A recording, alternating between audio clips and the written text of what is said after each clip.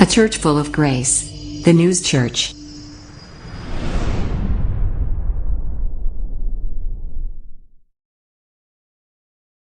할렐루야. 네.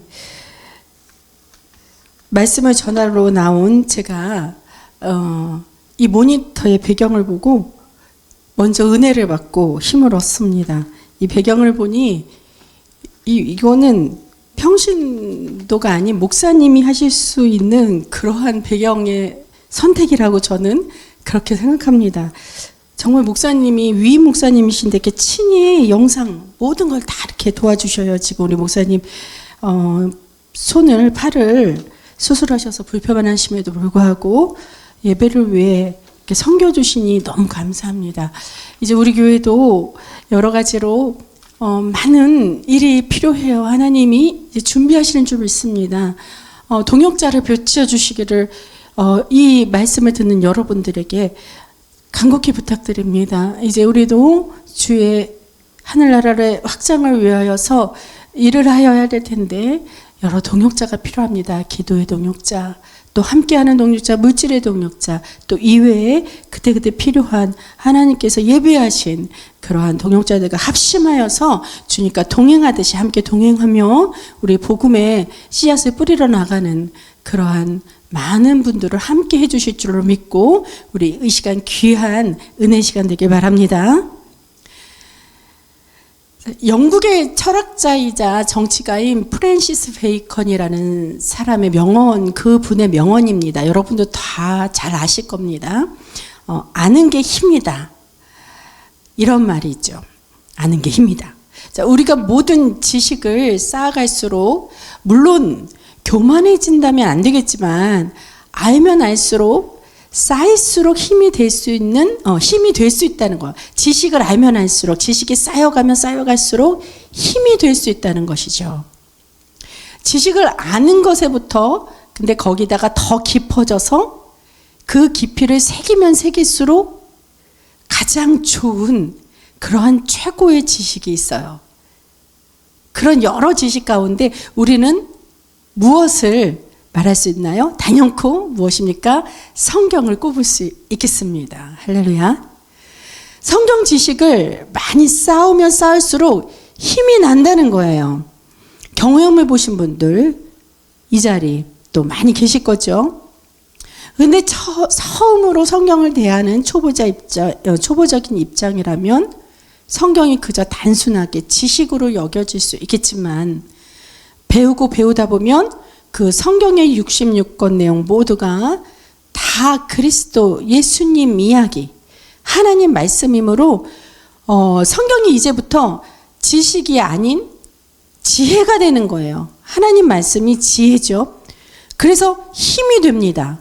또 그뿐만 아니라 예수의 이름의 권능으로까지 이어질 수 있는 그 은혜의 역사를 우리가 성령님 통해 체험할 수 있을 것이고 또 그러한 믿음으로 꼭 그렇게 되기를 바랍니다.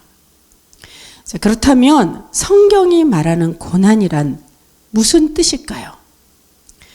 세상에서 말하는 그 고난의 의미와는 분명 다를 것 같아요. 저희가 반려견을 집에서 키우고 있습니다. 그래서 사람들과 이렇게 만나게 될 때 어쩌다 이렇게 반려견 강아지 이야기를 나누게 되다 보면요. 이 강아지 이야기가 별거 아닌 것 같은데도 그 이야기 가운데 세상 사람들과 주의 백성들의 그 생각과 사고가 참 다르다는 것을 정말 느끼게 됩니다. 예를 들면 제가 그래요. 우리 집 강아지의 이름은요, 순종이에요. 이렇게 알려주었을 때, 여러분, 강아지 이름이 순종이다 그러면 여러분은 어떻게 이해되세요? 반드시, 정말로, 주인의 말을 잘 들으라고 순종이라고 그렇게 이름을 지었구나. 여러분 그렇게 다 생각하지 않겠습니까? 우리는 주님의 백성이에요. 그렇기 때문에 이 순종이란 말이 낯설지가 않고요. 순종이라는 단어 자체를 들으면 주님 앞에 정말 순종해야 되는데 내가 그렇지 못해서 다시 분발해야겠다. 기도해야겠다. 말씀 읽어야겠다. 예배 드려야겠다. 막 이런 생각들을 하자. 그렇게 살잖아요. 그러니까 순종이라는 그런 이름을 들었을 때 그런 생각이 드는 건 당연한 겁니다. 근데 세상 사람들의 반응은 어떤지 아세요? 우리 집 강아지 이름이 순종이에요. 그러면요. 뭐라 그러냐면 잡종이 아니면 그럼 견종이 뭐가 돼? 이렇게 물어봐요. 그러니까 내가 순종이라고 이름을 지은 거는 뭐냐면 잡종이 아닌 것을 자랑하고 싶어서 이름을 그렇게 지었구나라고 그렇게 세상 사람들은 생각을 한다는 거죠. 이런 단어 하나의 그 명제를 가지고도 이렇게 다른 관점을 가질 수 있는 것은 그 이유가 여러 가지 있겠지만 사람은 환경의 동물이라는 말이 맞는 것 같습니다. 환경에 따라 어떻게 사느냐에 따라서 생각이 다르고 사고하는 게 차이가 있다는 것이죠. 고난도 환경에서 온다고 생각할 수 있겠어요. 오늘의 말씀에서 언급된 이 고난에서 느껴지는 이 고난의 환경이란 이 물리적인 면보다 오늘은 더 깊이 이해하기 위해서 고난의 정체에 대해서 알아보는 시간을 가지겠습니다. 고난의 정체, 과연 무엇일까요? 세상이란 환경에서 그 말하는 고난과 은혜의 환경에서 살아가는 믿음의 자녀들이 겪는 고난은 그 의미가 분명 다를 것이란 말입니다. 고난의 정체를 오늘 본문 통해 알아보면서 세상에 힘들고 어렵고 이 힘든 고난이란 환경을 은혜의 환경, 축복의 환경으로 바꿀 수 있다는 그 메시지로서 여러분 각 심령에 예수님의 음성을 듣는 그러한 귀한 축복의 시간이 되길 바라겠습니다. 자, 오늘 본문은 마태복음 14장 22절부터예요. 근데 바로 그 이전에 13절에서 14절의 말씀을 보면요. 예수님이 배를 타고 빈들로 가시는 그 모습이 기록되어 있습니다. 세례 요한의 그 죽음을 예수님은 들으셨어요. 그분의 마음이 얼마나 답답하고 얼마나 아팠겠습니까?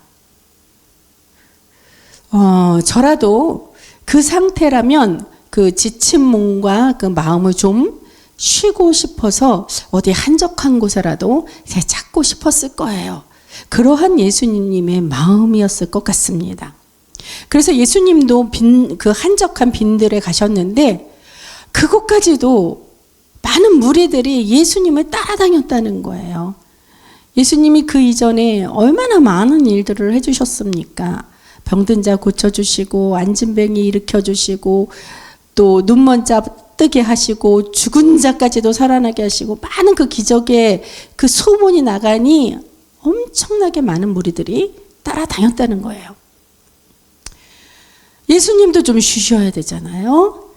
근데 이 사람들의 무리를 보시고 오히려 불쌍하게 여기셔서 또 병자들을 다 고쳐주시고 위로하시고 그랬단 말이죠. 휴식이는커녕 식사도 하지 못할 정도로 오히려 그렇게 바쁜 시간을 보내고 계셨던 거예요. 그곳에 모인 인원을 살펴보니 남자만 해도 5,000명이나 되었다고 합니다. 인원수의 그 당시에는 여자와 아이들은 그 개념 자체에서 없었다 그래요. 그래서 남자 성인만 해도 5,000명이나 모였다고 하는데 이들이 따라다니고 이러다 보니 병든 자가 또 한둘이겠어요. 네. 그러다 보니 저녁이 되다 보니 사람들이 허기가 질 거 아니에요. 이 허기가 진 사람들의 모습을 보니 주님께서는 얼마나 사랑이 많으십니까? 또 사람들의 배를 채워주기 위해서 오병이어의 기적을 베풀어 주셨다는 겁니다. 자, 요한복음 6장 4절의 기록은 5개의 떡과 물고기 2마리로 5,000명의 무리가 배불리 먹고도 12바구니가 남은 그 오병이어의 기적을 보고 놀랐어요. 무리들이. 그리고 더구나 그때가 마침 6월달이 다가올 시기였기에 사람들이 엄청나게 흥분했다는 겁니다. 그러니 이 사람들이 주님을 정치적인 왕으로 세워서 주님이 이 땅에 오신 목적을 몰랐고 단지 자기들의 단순한 생각에 이 주님을 왕으로 세우고 싶었던 거예요. 정치적인 왕. 그래서 당시 로마의 압제에서 벗어나고자 하는 그 마음속의 욕망이 스물스물 올라왔던 거죠. 그러한 마음속의 생각들을 예수님은 이미 알고 계셨던 거예요.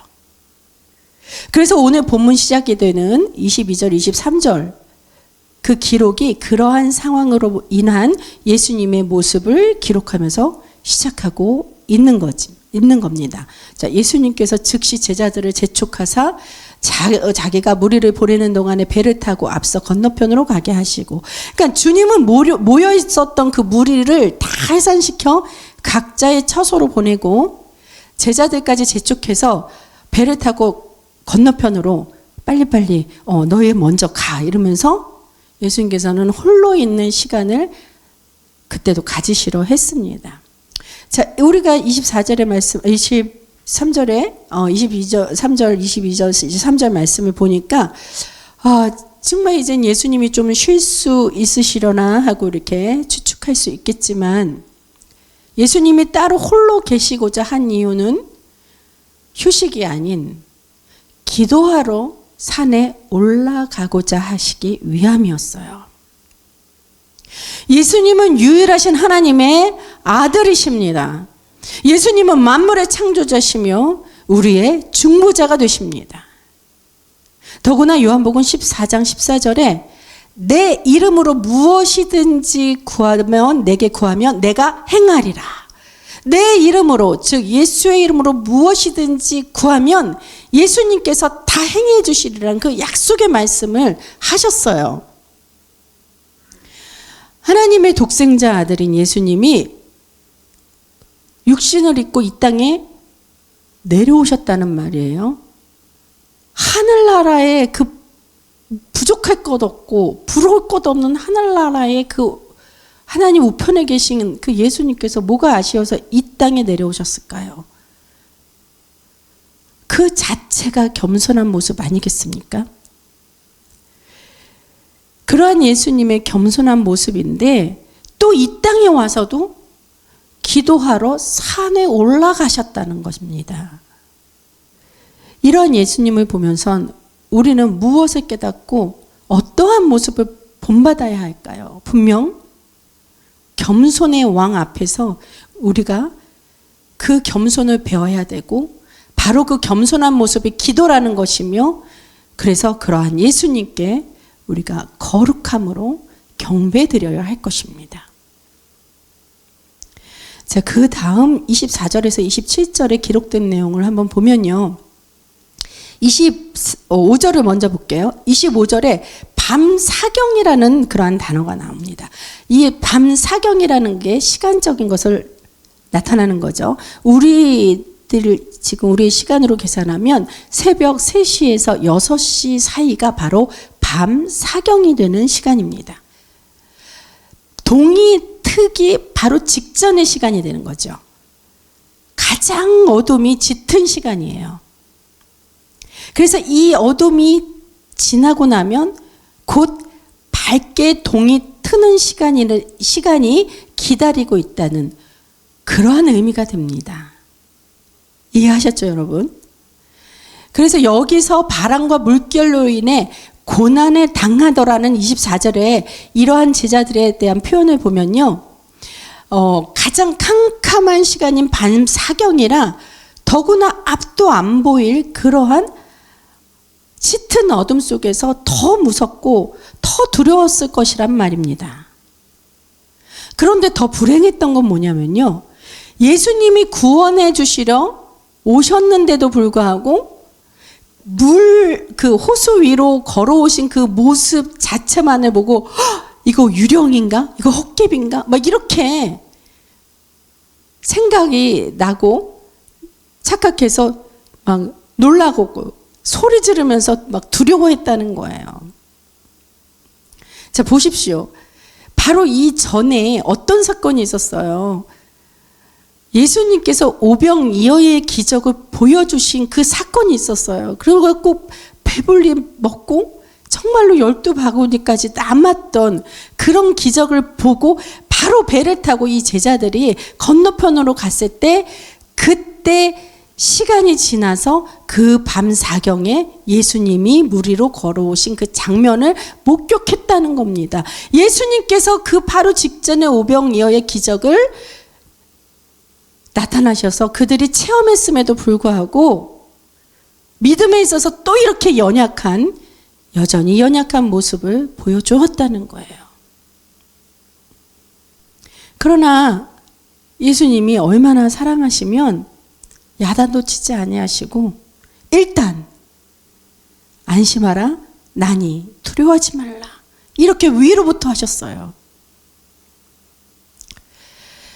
이 제자들의 모습을 보면서요, 저도 이 제자들과 일반 다를 게 없다는 생각이 들었습니다. 바람과 파도, 또 풍랑이란 고난에 무서워 놀라고, 그래서 예수님이 즉시 안심시키기 위해 고난이야, 이거 별거 아니야 하고 안심시키기 위해 오셨는데도 불구하고 예수님도 못 알아보고 그냥 이게 뭐지? 막 이러면서 막 허둥지둥대며 놀라서 뭐 소리 지르고 울고불고 난리 치며 두려워 떨고, 이게 바로 제 모습이었다는 겁니다. 예수님이 말씀하신 그 안심하라는요, 다르쉐이테라는 그런 말이에요. 그런 말로 기뻐하라 또는 용기를 내라, 이런 의미입니다. 안심하라, 기뻐하라. 예수님을 뵈면 얼마나 기쁩니까? 용기를 내라. 예수님이 함께 하신다면 용기가 날 수밖에 없어요. 자, 용기가 생길 때 근데 경솔하게 용기 하나만 보고 그냥 무작정 들이대면 경솔한 모습이 되어서 자칫 실수하기 쉽습니다. 이를 그르치기가 쉬워요. 자, 용기를 주신 분이 예수님이라면 그 용기를 갖고 시작했으면 믿음을 갖고 끝까지 이루어야 되잖아요. 하나님 함께 하실 것이다. 예수님 나와 함께 동행하신다.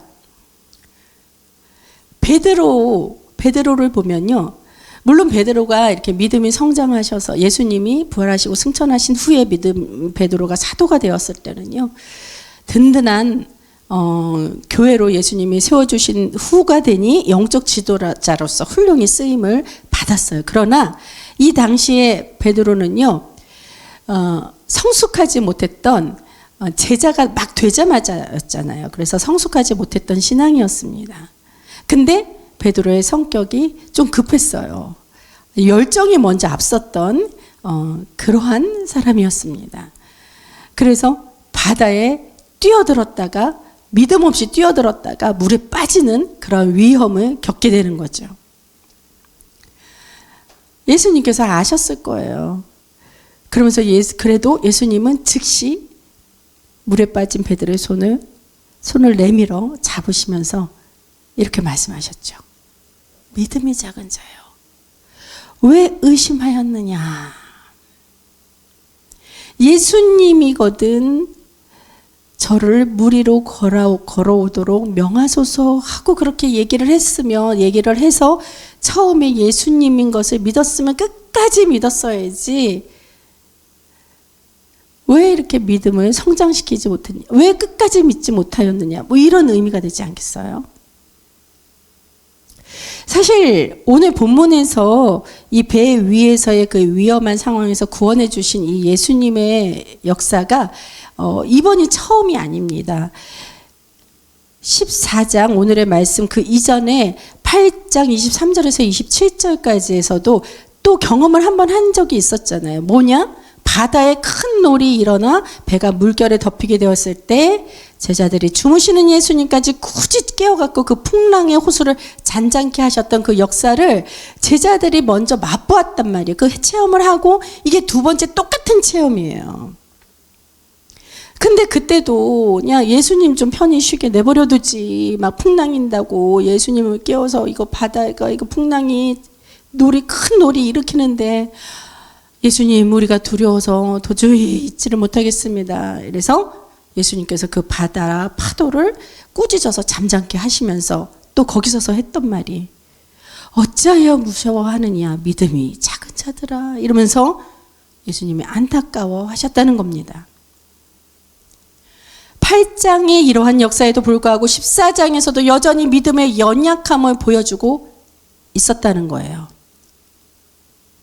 같은 문제, 같은 상황일지라도 주님께서 매번 지켜주시고 매번 보호해 주시며 또 구원해 주셨음에도 불구하고 저나 여러분들 똑같지 않습니까? 또 시간이 지나면 역시나 같은 문제, 역시나 같은 상황에서 또 두려워하고 또 염려합니다. 그러한 이유로 24절에서 고난이 닥치는 이러한 이치가 계속 적용되는 상황이 올 수 있다는 거예요. 24절 한번 보겠습니다. 24절 기록을 보면 배가 이미 육지에서 수울이나 떠나서 바람이 거스림으로 물결로 말미암아 고난을 당하더라. 고난을 당하더라. 이 말씀의 기록을 자세히 본다면요, 비유를 할 수 있을 것 같아요. 자, 고난을 당한 주체는 누굽니까? 바로 제자들이죠. 그리고 고난의 원인은 뭐가 돼요? 24절에서 고난의 원인은 바로 물결이 됩니다. 그리고 고난을 받도록 쓰임받은 수단은 배라고 비유할 수 있겠어요. 그리고 물결이 일도록 이 동기를 부여한 그러한 정체는 뭐요? 바람으로 비유할 수 있겠습니다. 고난의 원인으로 고난의 원인인 물결이 이 배로 인하여서 제자들이 그 물결로 인해 고난을 당한 그 정체가 바로 바람이라는 거예요. 바람의 정체가 고난이 되는 거죠. 이것을 우리의 삶을 놓고 비유해 본다면 이 고난의 정체를 발견할 수 있을 거예요. 보세요. 자, 바람이라는 이 사단이 동기를 부여해서 물결이라는 위험한 죄를 일으킨다는 거죠. 그래서 배라는 여러 모양의 수단과 방법을 동원해서 하나님의 자녀, 즉 저와 여러분들과 같은 예수님의 제자들을 고난의 환경으로 휘둘러 몰아칠 수 있다는 겁니다. 예수님은 공생의 사역을 하셨을 때 말씀을 비유적으로 많이 하셨어요. 그래서 여기서도 비유적으로 우리가 해석을 했을 때 이렇게 깨달을 수 있다는 것이죠. 즉 뭡니까? 고난의 정체는 곧 사단을 통한 죄라는 것입니다. 반대로 성령은 구원을 통한 평안함이에요. 우리가 고난의 환경을 벗어나려면 고난의 환경은 우리가 만드는 게 아니잖아요. 죄로 인해서 사단이 자꾸 죄로 인해서 사단이 자꾸 고난에 휩쓸려 가도록 그렇게 만들어. 하나님이 고난을 만드신 게 아닙니다. 여러분. 이 고난의 환경을 벗어나려면 사단이 사용하고 있는 이 배라는 위험한 장소, 즉 죄가 우글거리는 그 장소에서 벗어나야 된다는 거예요. 이 죄가 득실거리는 배라는 그 환경과 그 장소와 그 상황에서 벗어나기 위해 물결이 이는 그 풍랑 속에 뛰어내려라, 이 말은 또 아니겠죠. 24절의 말씀을 또 여러분들이 그것을 대입해서 그런 말은 아니에요. 베드로처럼 진짜 배에서 뛰어내려서 무리를 걸어 나오라는 그런 의미가 아닙니다. 그건 경솔한 모습이라고 했어요. 죄에서 벗어나기 위해 그 어떤 안간힘을 쓰더라도 우리 인간의 힘으로는 아무 소용이 없다는 것을 여러분 깨닫기 바랍니다. 자, 죄에서 벗어나는 길은 무엇입니까? 오직 권세 있는 예수 이름을 믿는 그 믿음으로 말미암음입니다. 언제나 예수 이름을 의지하시는 견고한 믿음의 반석으로 성장하시길 바랍니다. 만약 베드로의 신앙이 주님 보시기에 인정할 만한 믿음이었다면 베드로는 물 위를 걷는 아주 신비하고도 놀라운 체험을 경험했겠죠. 자, 이 세상 살면서 우리도 주님이 인정할 만한 단단한 믿음으로 성장해 간다면 구원은 받잖아. 그건 물론 구원은 물론이겠지만 그 물 위를 걷는 신앙의 수준과 비슷한 하나님의 역사를 각각에 맞는 그 하나님의 역사를 체험할 수 있을 겁니다. 이게 무슨 말이냐? 구원받은 하나님의 자녀들은요, 이 지상에서도 낙원의 기쁨을 마치 선물로 받듯이 그렇게 참 거룩한 행복을 맛보며 살 수 있을 거라는 얘기입니다. 간신히 구원만 받는 자가 아니라 하나님이 함께 하시는 역사하심, 즉 그 영광 안에 거하면서 우리가 또 하나님께 다시 영광을 드리는 그러한 행복한 삶을, 참 거룩한 삶을 살 수 있게 된다는 것이에요. 얼마나 좋겠습니까? 그래서 우리가 말씀에 순종하자는 말 아니에요? 자, 32절에 보니까 제자들이 바람이 그치는 것을 보고 그때서야 비로소 진심으로 예수님 앞에 고백을 합니다. 그래서 마지막 33절을 보니 배에 있는 사람들이 예수께 절하며 이르되 진실로 하나님의 아들이로소이다 하더라. 저와 여러분도 이 시간 마음속으로 다시 한번 예수 이름을 묵상하면서 하나님의 아들이시며 나의 구세주인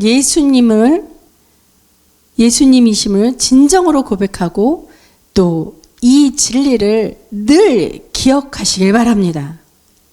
고난의 해답은 오직 예수입니다. 여러분 잘 기억해 보십시오. 오병이어의 기적을 행하신 곳도 하나님의 역사 현장이었고요. 또 호수 위를 걸어오셔서 파도와 풍랑을 잠잠하게 하신 그 이적의 현장도 하나님의 역사입니다. 저와 여러분의 구원을 위해 예수 십자가 사건과 부활을 이루신 분이 왜 고난을 피할 수 있도록 역사하지 않으시겠습니까? 구원을 해주셨는데 고난을 피할 길을 안 주시겠냔 말이에요. 오병이어의 기적을 통해 예수님이 사랑을 표현하셨잖아요. 그러셨던 분이 오늘날의 저와 여러분도 굶기시겠어요? 우리가 너무 쓸데없는 것으로 염려하고 두려워하며 그 아무것도 아닌 잠시 물결이 일고 바람이 일었다고 그 상황에서 호둥지둥대며 놀라며 두려워 떨고 있었다는 것입니다. 우리가 진리의 환경 안에서 벗어나지 말아야 합니다. 진리의 성령 안에서 충만한 가운데 주님과 동행할 때 우리에게 역사하시고 또 우리를 친구 삼아 주신 예수님께서 더 많이 함께 할 수 있는 그 친구들을 불러 모으시기 위해 예수님 이름으로 예수님의 권세로 말미암아 친히 향하여 주실 것입니다. 그래서 제가 말씀을 전하기 앞서 정말로 하나님의 나라를 확장하기 위해 우리 교회 동역자를 하나님께서 불러 모아 주실 것. 친구야말로 함께 일을 해줄 수 있지 않겠습니까? 그러한 믿음이 저와 여러분 모두 다 굳건한 믿음으로 말미암아 함께 간절히 기도가 끊이지 않는 그러한 은혜의 저와 여러분 되시길 축원합니다. 파도와 풍랑이 주님 명령 앞에 잠잠해지는 그러한 현상을 보면서요.